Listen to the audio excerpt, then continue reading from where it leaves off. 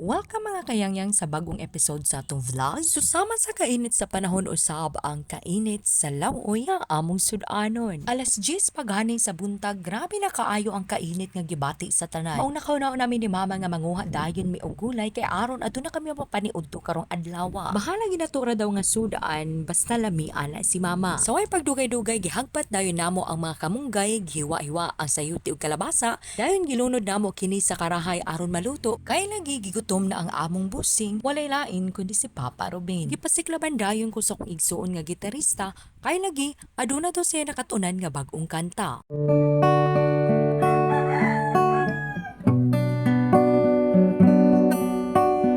Gitawag na dayon mi ni mama kay luto na daw ang gulay ug ang pinirito nga bulan. Nagdiyo sa lang pukog ta nga dalandad nga gisagulan og nata di coco aron andun na kami pantulak sa among paniudto. Lami kaayo ang gulay nga lawoy nga gisagulan og pinirito nga bulan nga ginuuno sa halang kaayo nga suka. Mahal man o idato, ang importante nagmalipayon kita nga nagsalo-salo kauban ang atong pamilya. Katulang daghang salamat. God bless.